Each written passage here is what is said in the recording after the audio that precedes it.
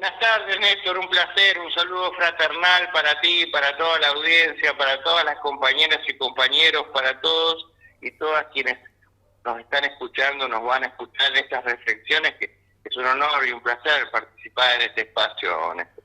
Bueno, para nosotros es un placer y recíproco que esté participando y yo le quiero dar vuelta al asunto, como viene el tema en algunos aspectos de la ley de urgente consideración, particularmente los 135 artículos que hay de derogar. Hay algunos que tú manejas todo, me imagino, pero hay algunos que querrás puntualizar y te escuchamos.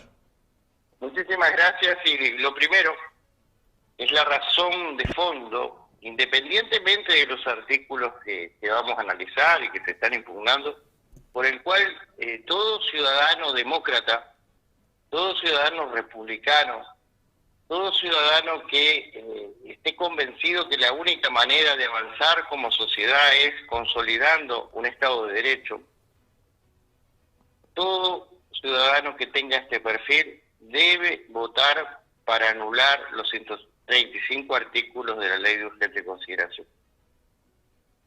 Debe votar por el sí. Y ustedes me dirán, ¿pero por qué? Por una razón institucional, por una razón yo diría, de alta política.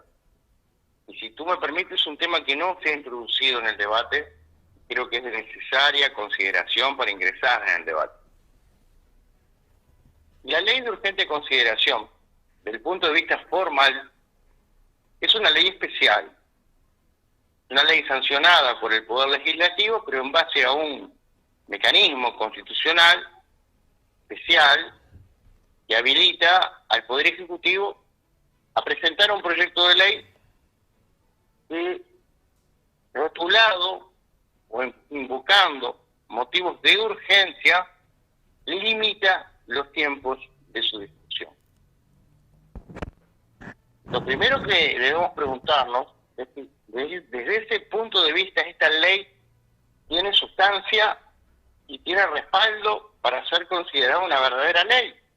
Lo es desde el punto de vista formal, lo sancionó el Poder Legislativo, pero en base a un mecanismo que se basa en razones que no son de urgente consideración.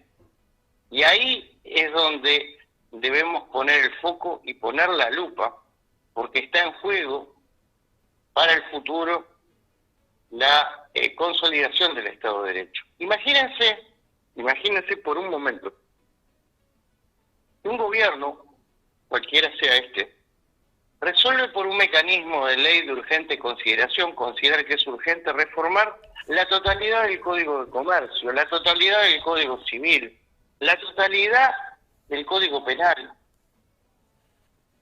Me van siguiendo, ¿verdad? Sí, claro. La totalidad de los cuerpos de leyes básicos, madres, de nuestro ordenamiento jurídico. E invoca una razón de urgencia.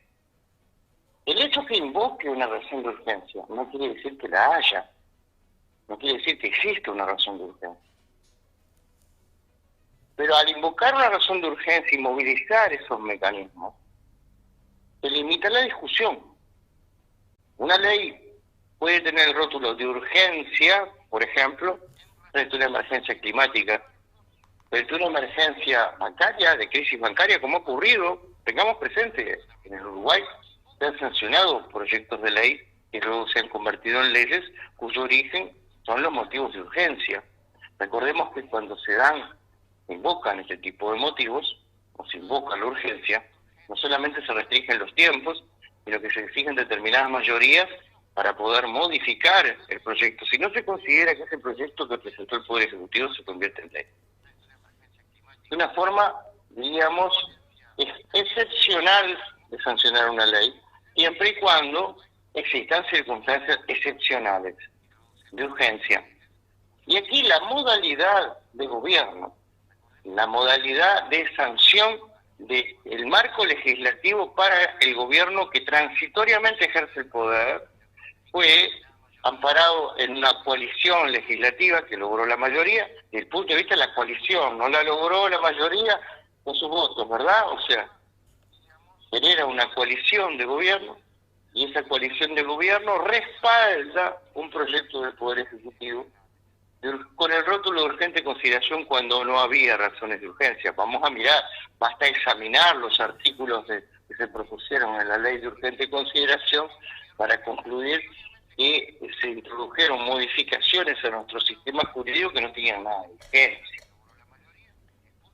Entonces, la primera razón, yo creo que sustancial, por el cual hay que rechazar esta modalidad, esta ley, y debería haberse impugnado toda por esta misma razón, y no debería haber recibido el voto de ningún legislador del Frente Amplio, es esa.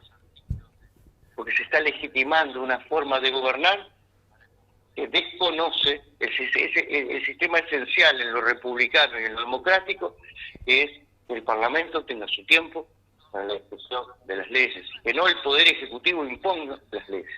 Perdóname una interrupción pequeñísima, Oscar. En el medio de una pandemia. En el medio de una pandemia. No se trata de una ley con una propuesta para solucionar el problema de la emergencia sanitaria, por ejemplo. Viene bien a colación de la coyuntura que tú mencionas, ¿verdad? Por ejemplo, una ley de urgente consideración para tratar temas de urgencia en relación con la pandemia tiene su motivo justificado de urgencia. Yo te pregunto, por ponerte un artículo de los absurdos, ¿no? ¿Qué sentido tiene, por ejemplo, haber incluido en la ley como urgente que los plazos de prescripción adquisitiva modificando el Código Civil se rebajen de 30 a 20 años? Por ponerte un ejemplo. Y así puedo ir artículo por artículo. ¿Qué razón de urgencia había para introducir todas esas modificaciones en todo nuestro sistema normativo? Es un sistema que está todo concatenado, una ley está concatenada con otra. ¿Qué razón de urgencia había? Por ejemplo, vamos a examinar un artículo a lo largo de esta exposición y tú me dices si me cortas el tiempo, porque yo soy, más que de irme por las ramas, de tratar de explicar lo más claro posible, y a veces lleva un tiempo y quizás no podamos abarcar todos los temas que quisiéramos, Néstor. Tenemos hasta menos 20. Uno de los artículos que tenemos, que quiero examinar, que tampoco ha ingresado al debate, que hemos tratado de instalarlo y lo estamos tratando de difundir, una razón fundamental por la cual debe anularse la ley, debe votarse por el sí, debe votarse por el rosado. Es el artículo que habilita la posibilidad de privatizar, yo lo digo, lo voy a decir así, aunque no lo digo con ese porcentaje, el capital minoritario, dice, o sea, el 49,99% de todas las sociedades anónimas con participación del Estado. Eso no ha ingresado en el debate. Y lo vamos a analizar un poquito a fondo, porque quiero volver un paso para atrás, perdón. La razón de fondo por la cual se tiene que votar, no se puede legitimar la ley de urgente consideración, no se podría legitimar ninguno de los artículos en la modalidad por la cual se sanciona. Porque nos podemos acostumbrar a que cualquier gobierno del color que sea, no importa, que transitoriamente obtenga el Poder Ejecutivo y que logre tener una determinada mayoría en el Parlamento, circunstancial, porque siempre es circunstancial, pueda lograr imponer en muy poquitos días una modificación total de nuestro sistema normativo. Total. Pongamos el ejemplo.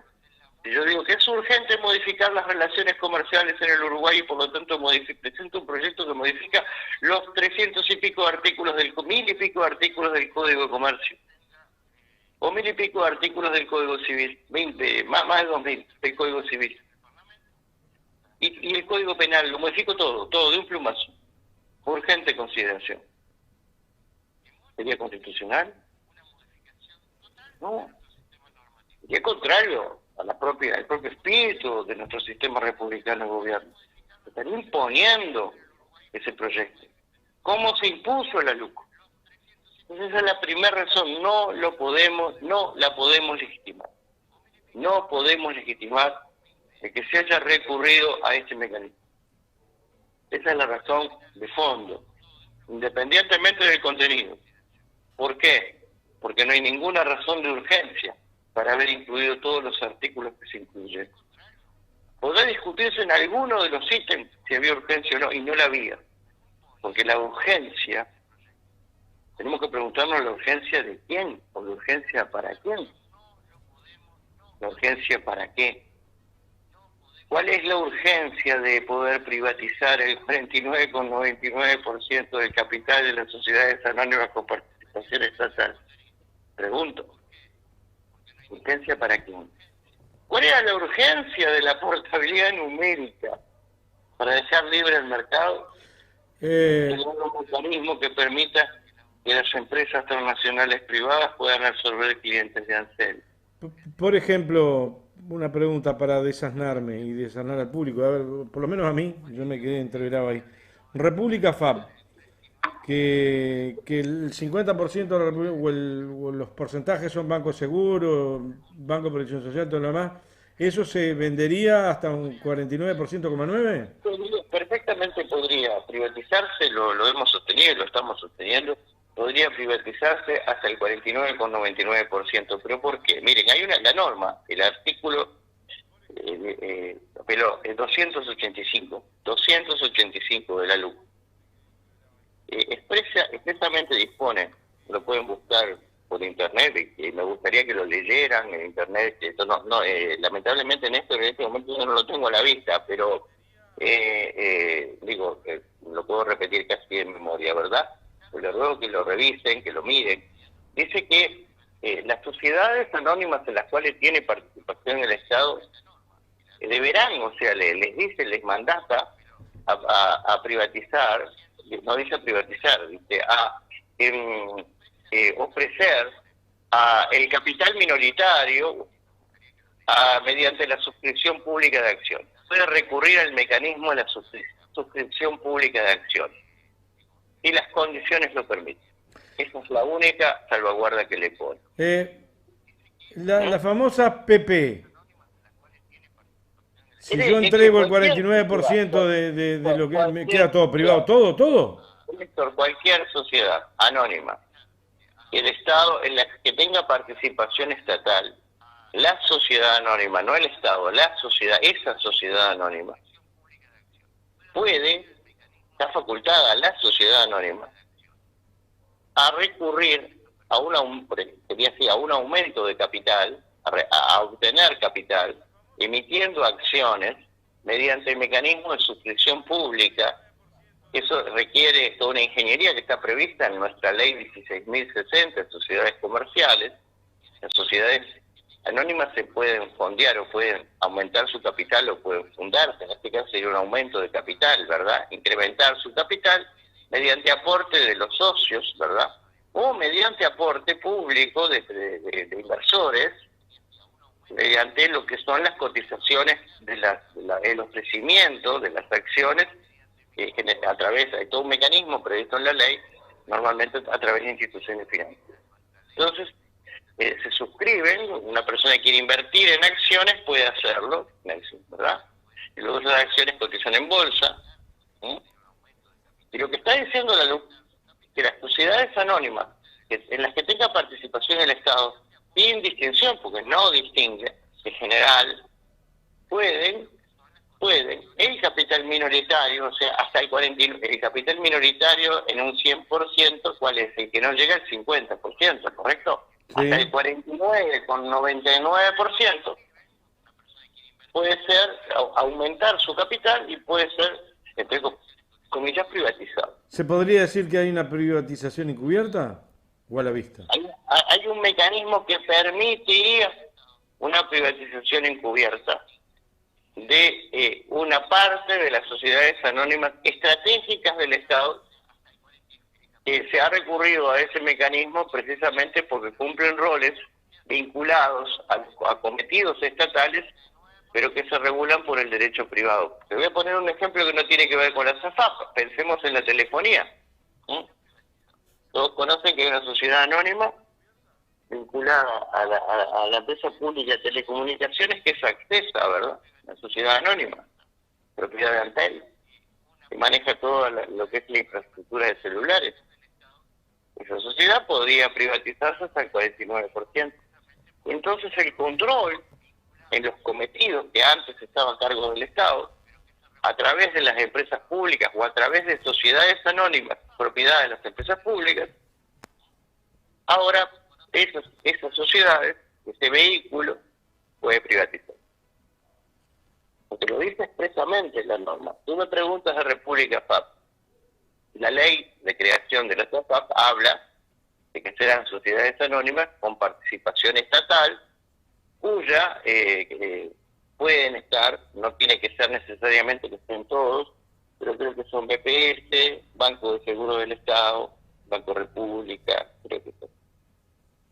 Pero esta ley es posterior. Una ley posterior deroga tácitamente las leyes anteriores, ¿de acuerdo? De que le permite a esa ley, a la República, a la sociedad República, es decir, bueno, yo invoco el artículo 270 y pico de la 275 de la LUC, ¿verdad? Y por lo tanto recurro necesito capital, y ese capital lo voy a buscar en el mercado de capital. Si bien las UFAP están bajo un sistema de control especial del Banco Central, aunque no escapa República FAP, yo lo digo y lo dije, esto requiere un análisis a fondo de todo el marco normativo de la FAP. La norma contenida en el artículo 285 de la LUC es una norma general, aplica para todos.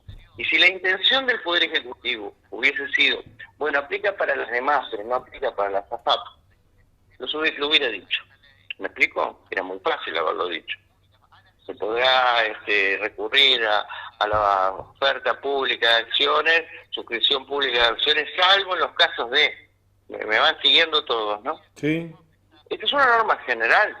Entonces, ¿puede generar dos interpretaciones jurídicas? Sí, las puede generar.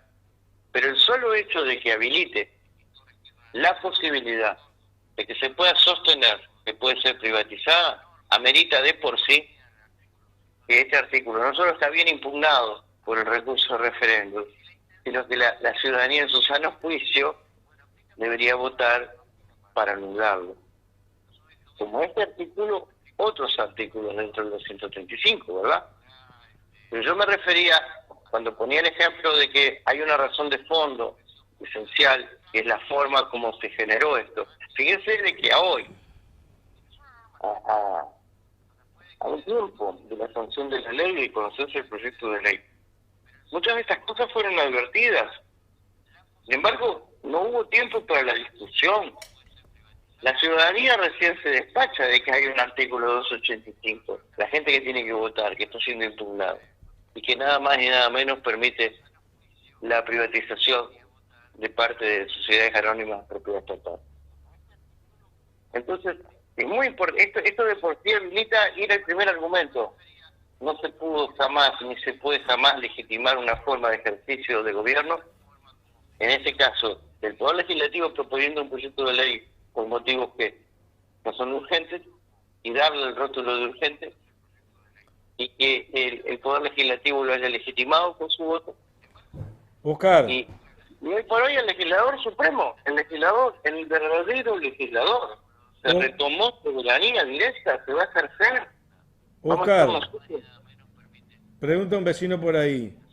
En el caso hipotético, no importa el sí o el no, si ganara el sí o ganara el no. ¿Eso anula la impugnación a la ley total? No, la impugnación es exclusivamente de los artículos que fueron objeto del recurso de referéndum, los 135 artículos. No, pero en caso de que alguien impugne que es inconstitucional toda la LUC. No, ¿qué ocurre? En nuestro país, el recurso de inconstitucionalidad solamente tiene efectos respecto de la persona que demandó la inconstitucionalidad. Es complejo de explicar, pero voy a tratar de ser lo más claro posible. El recurso de inconstitucionalidad, aunque la Suprema Corte haga lugar a un recurso de inconstitucionalidad, solamente aplica para este caso concreto. Sí. O sea, vamos a poner un ejemplo. Néstor Llorca y López Goldarastena impugnan de inconstitucional toda la ley. ¿Qué quiere decir? Que respecto a Néstor Llorca y a López Goldarastena, si lo ganamos, se hace de cuenta que la ley no existe, pero para los demás sigue existiendo. Sí, se entiende. Debería ser algo colectivo. No tiene efectos generales. Entonces, el único efecto, la única manera de anular toda la norma, de anular la norma, en este caso de derogar la norma, sería por el Poder Legislativo. De anularla sería por el recurso de referéndum, pero solamente están siendo impugnados los 135 artículos. Que son los artículos que más pegan, digamos, entre comillas, en lo que son los cimientos de nuestro ordenamiento jurídico, de acuerdo a una concepción que tenemos de la sociedad, que no pueden ser admitidos estos artículos, ¿verdad? En este caso, la única forma de anularlos, de sacarlos para todos, pero solamente los artículos impugnados, es ganando el referéndum. Si se presentara un recurso de inconstitucionalidad contra todas las leyes, ese recurso tendría efecto solamente en relación con la persona que lo presentó. Y excedería lo que es el marco de esta presentación, pero lo que quiero decir es que es muy difícil, porque hay que demostrar la legitimación, el interés directo, personal, legítimo, en relación con todos los artículos de la ley. Es quien demanda. No se puede pedir una inconstitucionalidad por el hecho de decirle, señores de la Suprema Corte, la ley es inconstitucional por tal razón. No, la ley es inconstitucional en tales artículos que a mí me afectan en tales derechos, en tales circunstancias. Ustedes recuerden cuando se impugnó la ley de responsabilidad penal empresarial, que creó el delito por no tener para las empresas, para los responsables de las empresas que no garantizan o que violan normas de seguridad poniendo en peligro la vida y salud de los trabajadores. Nosotros tuvimos a cargo la defensa en la inconstitucionalidad de la ley. Defendimos la ley ante la Suprema Corte. Y quienes habían interpuesto la inconstitucionalidad lo hicieron por las dudas que algún día se les aplicara. Me están siguiendo el razonamiento, ¿no? Por las dudas. Sí, es individual y no colectivo. Eso exactamente, y eso no puede recibir. Aunque sea colectivo, es la responsabilidad individual. Aunque sea colectivo, tiene que demostrarse que el que moviliza el recurso está siendo perjudicado en un derecho directo personal legítimo, ¿me entiendes? O sea, no general. Entonces, el mecanismo, hoy por hoy, el mecanismo que está en curso por los 135 artículos de la ley es el recurso de referéndum. Y aquí hemos hablado de un artículo. Podemos ingresar en la portabilidad numérica también, clarísimo, ¿verdad? Podemos ingresar en todo lo que es el capítulo de derechos civiles, que es el que a mí, desde un primer momento, me preocupó muchísimo, porque así se lo advertimos, tanto al Poder Ejecutivo como a los legisladores, porque es un proyecto que contiene normas contrarias a disposiciones internacionales. Es un proyecto que, o sea, ¿cómo lo puedo decir? Para no herir susceptibilidades, ¿verdad? Pero que entre un Estado liberal de derecho y un Estado policíaco se acerca más al Estado policíaco que al Estado liberal de derecho. El Estado liberal de derecho es el Estado donde se respetan los derechos, ¿me entiendes? Los espacios de libertad, en los derechos civiles. Y ese proyecto, que después se convirtió en la LUC, ¿verdad? Lo que hace es restringir los derechos civiles, aumentando los poderes de la policía, y eso genera, lo ha generado y lo va a seguir generando si no se anula, un mecanismo hasta de impunidad para las actuaciones policiales. Es irracional, es peligroso. Porque es peligroso incorporar la presunción, vamos a poner un ejemplo, la presunción de legítima defensa siempre se presume que actúa en legítima defensa un funcionario policial, por ejemplo. O haber puesto que siempre, como lo dice la ley, siempre se presume que actúa de acuerdo al derecho el funcionario policial. Por lo tanto, se le está blindando, entre comillas, de un marco legal de impunidad. Ortega Salina, que estaba antes que tú, decía un ejemplo ahora, en esta presunta, porque así debería ser la palabra, violación en un patrullero. Si esas personas se hubieran revelado, se hubieran opuesto a que la subieran al patrullero o algo y le hubieran golpeado, no quiero subir, también podrían ser procesadas por la LUC. Claro, porque que la luz generó, aparte de esto que estamos hablando, de eso que yo estaba hablando ahora en términos generales, ¿no? Sí, De claro. los temas de derechos civiles y políticos. Pero lo que genera luz generó creó nuevos delitos. No se trata solo de, primero, elimina derechos de las personas a las que se les pide identificación, cuando se les pide, que antes estaba perfectamente arreglado. Primer punto. Hoy la policía puede realizar el registro de toda persona y cualquier persona, registrar su vestimenta, las mochilas, el equipaje, los vehículos, bastando que invoque un procedimiento rutinario, por ejemplo, en busca de objetos robados, de armas, de drogas. Hoy la policía, frente a una denuncia o frente a algo, un hecho que considere con apariencia delictiva, aunque no se hubiera denunciado y aunque no tenga intervención la Fiscalía, puede intervenir sin que la Fiscalía se entere. La policía puede iniciar investigaciones, obtener pruebas, tomar declaraciones sin avisar al fiscal, sin Lle- intervención del fiscal. Llevarte 4 horas detenido sin que nadie intervenga. Exactamente, porque hay 4 horas para avisar al fiscal. Cuando nuestro sistema, en realidad, se modificó precisamente para que la dirección de la investigación y el titular de la acción penal sea el fiscal, y el fiscal, que es el que dirige la investigación y que es el titular de la acción penal, o sea, el que puede acusar, puede no enterarse por 4 horas ni una denuncia, ni de lo que hace la policía en ausencia de denuncia frente a un hecho con apariencia delictiva, ni de la intervención de la policía, ¿verdad? Es más, la policía puede actuar respecto de hechos que ella misma considere con apariencia delictiva, aún sin denuncia. Entonces, ¿cómo puede el fiscal dirigir la indagatoria, disponer medidas si ni siquiera se entera después? Es la policía, la ley, lo que habilita, la policía puede realizar las investigaciones, las averiguaciones, puede interrogar al imputado con la ley que habíamos sancionado, el nuevo Código de Proceso Penal, no podía interrogar, solamente podía interrogar sobre la identidad de la persona, todo lo tenía que hacer el fiscal, ¿verdad? Y todo a juicio de la policía, después que recoge las averiguaciones, las declaraciones, se lo pasa al fiscal. ¿No? O sea, entonces, a mi juicio, viola, lo que sería es un principio legal del nuevo Código de Proceso Penal que tardamos años en poder plasmarlo. La investigación criminal hoy por hoy tiene que ser dirigida por el fiscal, pero la ley reduce las garantías. Porque sí, la declaración de la persona imputada o imputada, no se sabe si es culpable, si ni siquiera se cometió un delito, se puede realizar ante la policía, ¿verdad? ¿Qué es lo que ocurre? El proyecto en sí mismo aumenta las facultades de la policía, pero además también miren que introduzco modificaciones en el uso de la fuerza por parte de los funcionarios policiales, a quienes incluso les habilita a utilizar la fuerza ni siquiera tener que identificarse como policía. Hay una serie de modificaciones que se introdujo a la ley de procedimiento policial en cuanto al procedimiento para el disparo de armas de fuego contra una persona.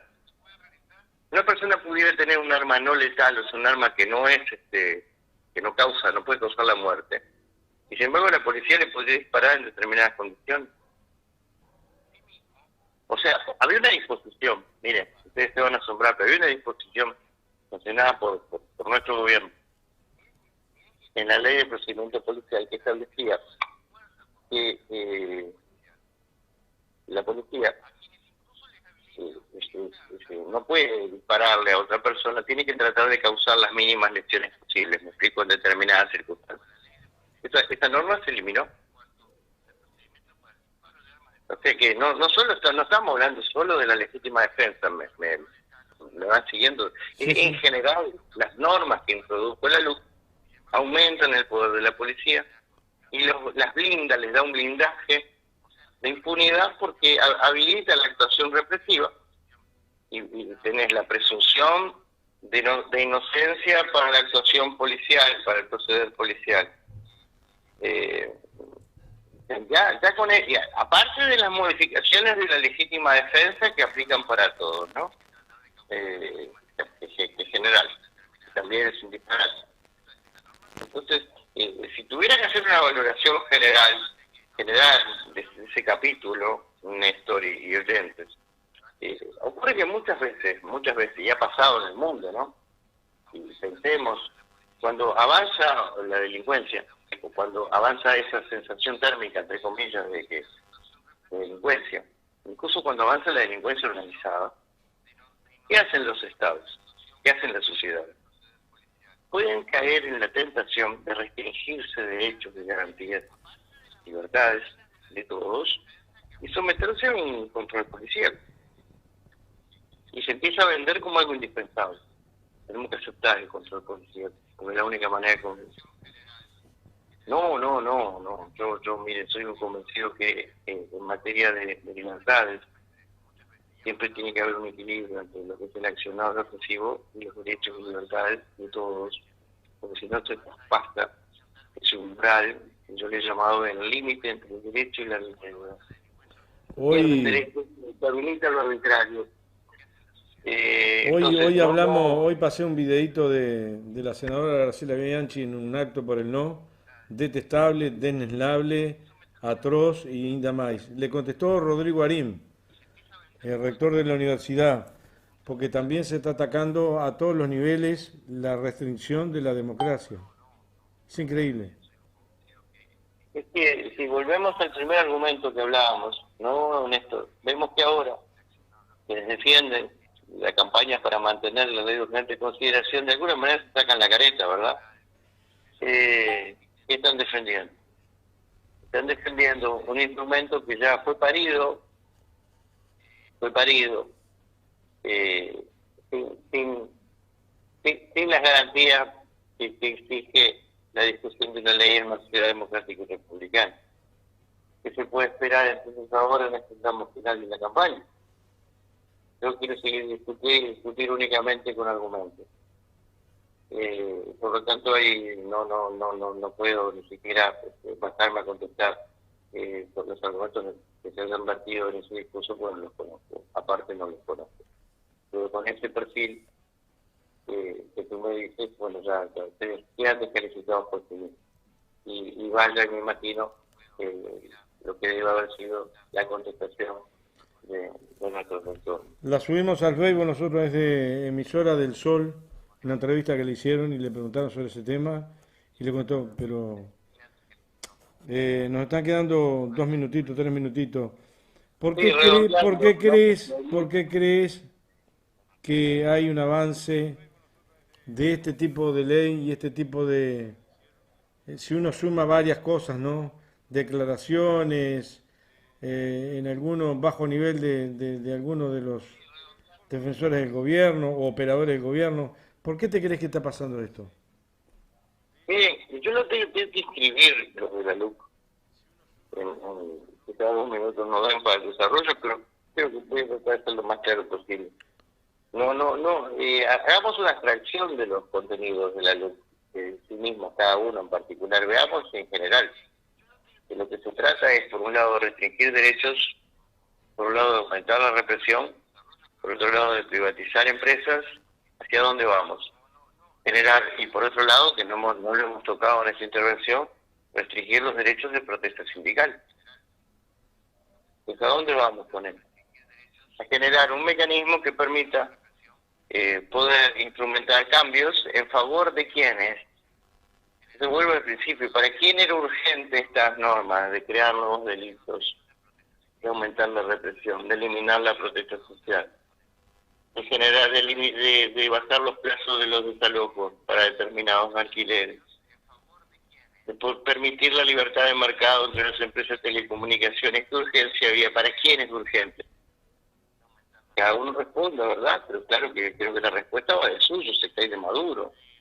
Una forma de imponer a través, delicadamente, endulcoradamente, a través de los mecanismos formales de un Estado de Derecho, un modelo de gobierno en favor de aquellos sectores que son los que tienen más. ¿En desmedro de quién? De los que tienen menos. Es así, es clarísimo, es clarísimo. Es así.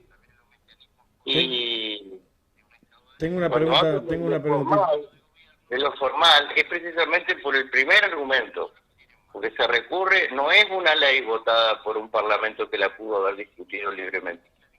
Y ya de por sí eso la invalida, y eso de por sí habilita a todos a votar por la anulación. No lo podemos permitir, en Uruguay no lo podemos permitir, para el futuro tampoco, para nadie. Tenemos que defender el Estado de Derecho y tenemos que defender la institucionalidad democrática y republicana, y habilitar ese mecanismo va contra el Estado de Derecho. Oscar, una última preguntita muy breve. Algunos dichos de la senadora Bianchi en uso del cargo de vicepresidenta de la República. ¿Tiene algún marco que se pueda dirigir de determinada manera con ese abrupto, sí o no? No importa cuáles son, pero No, tiene no, algún... no, Néstor, no puedo, yo en esto quiero ser siempre muy objetivo, no conozco las declaraciones Está. de la senadora. No, pero Y no me importa, no gustaría importa en este caso fuera yo, fuera... en términos generales, un representante del gobierno que ejerce el poder ejecutivo con un alto cargo, como un vicepresidente de la República, como un presidente de la República, ¿verdad?, como un senador de la República, le tiene, por respeto a su investidura, por respeto a la gente, por respeto a los ciudadanos, tiene que manejarse dentro del Estado de Derecho siempre, independientemente de los fueros que pueda tener cuando esté legislador. Siempre. Esa era la pregunta concreta. Siempre debe mantenerse, porque es la responsabilidad en la que incurre básica, es esa responsabilidad política de faltarle el respeto a la ciudadanía, y eso lo inhabilita moralmente para seguir ejerciendo el cargo que está ostentando. ¿Me explico? Es clarísimo. Un senador que falta el respeto a la ciudadanía está incurriendo más que en una falta grave. Está incurriendo en una responsabilidad que debería ser juzgada por sus propios pares en el Senado de la República, por ejemplo. ¿Verdad? Hay mecanismos, los prevé la Constitución. Pero creo que en el Uruguay deberíamos volver de alguna manera a tener presente que si queremos consolidar el Estado de Derecho no nos podemos apartar de lo que el Estado de Derecho nos mandata. En todos los aspectos, que sea gobierno, que sea oposición, en todos los aspectos hay que respetar el derecho. Y en este caso, la razón fundamental por la que hay que votar contra la luz es porque es un mecanismo de imposición de una norma de convivencia que no respetó el derecho. Esa es la primera razón, ¿verdad? Y creo que es más que suficiente para todos aquellos que nos escuchen y que tengan dudas, para que en el momento de la votación voten por el sí, para que se anule la luz, los artículos que están siendo impugnados. Nos tenemos que ir. Un abrazo grande para ti, Néstor, para toda la audiencia. Un saludo fraternal a todos y tendremos oportunidad de seguir conversando, ¿sí? Mañana te mandamos las columnas ya hechas, que ya está en YouTube el programa. Dale. Fantástico. No sabía que no estábamos en el aire, disculpame. No. Estábamos en el aire, pero cuando termina el programa queda ya en YouTube. Ya estábamos en el aire y te escucharon aproximadamente unas 1500 personas. Buenazo, te felicito, Néstor. ¿Está? Pero igual, de cualquier manera queda en YouTube, te lo digo por las dudas, y mañana te envío la columna para que, bueno, tú te veas y analices lo que dijiste. Dale, fantástico. Te mando un abrazo, a las órdenes. Un abrazo para ti, dale. Chao, para ti, gracias, arriba. Gracias.